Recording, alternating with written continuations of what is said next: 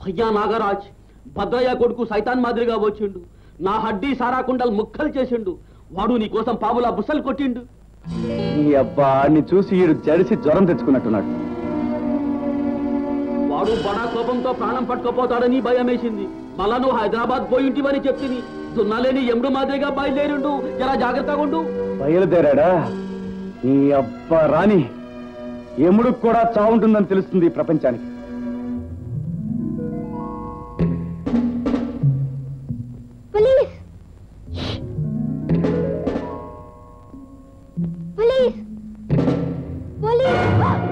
చోర్ కహికి police వాడిని పిలిచి ఉడాయించాలని చూస్తున్నావు. ఆ పోలీసు వాడు బాబు కూడా ఏం చేయలేడు ఇక్కడ.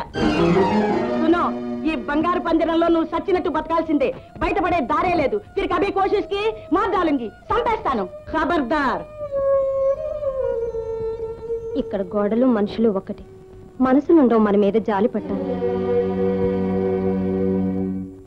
రాజీ, రాజీ వచ్చేసావా? నీకోసం నిమిషాలు లెక్క పెడుతున్నాను తెలుసా? వెలుగుని వెన్నెల్ని, చుక్కల్ని చందమామని నీ గురించే అడుగుతున్నా. కళ్ళల్లో నేను చూద్దామంటే అసలు నాకు నిద్రే పట్టించావదు. అవును, మీ ఇంట్లో అందరు బాగున్నారా? నీ చెల్లెమ్మకి పెళ్లి నిశ్చయమైందా? ఇంతకీ మన విషయం మీ నాన్నగారికి చెప్పావా? అవును, పెద్ద వెళ్ళేటప్పుడు గొప్పగా మా నాన్నగారిని ఒప్పిస్తానని చెప్పేసి వెళ్ళావు. ఎందుకు చెప్పలేదు? ఏమిటి రాజ్యం మాట్లాడవు?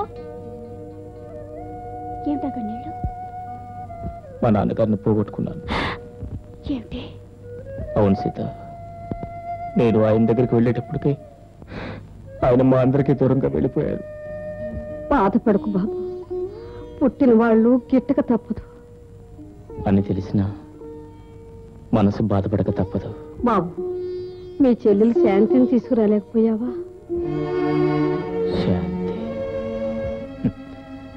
నా మనసులో అశాంతిని నింపి తను ఎటో వెళ్ళిపోయింది.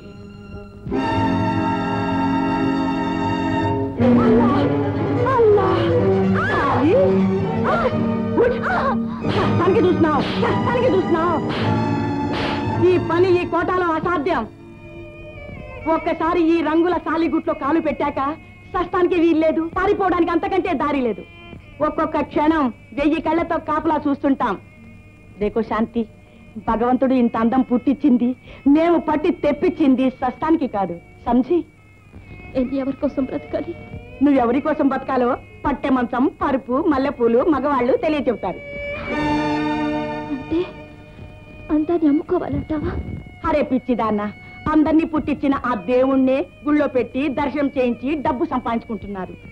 ఆ దేవుడు చేసిన అందంతో డబ్బు సంపాదించుకుంటే తప్పు లేదు. కాబట్టి నువ్వు 10 మందిలో ఆడాలి, గొంతెత్తి పాడాలి, రాత్రిళ్ళు వాళ్లతో. నా నుంచి నీకు కావాల్సిన డబ్బేగా. ఆడి పాడి నీకు కావాల్సినంత డబ్బు సంపాదించి పెడతాను. కానీ నా శీలాన్ని మాత్రం అమ్ముకోమని నిర్బంధం చెయ్యొద్దు. పగిలి ఉఠు ఉఠు.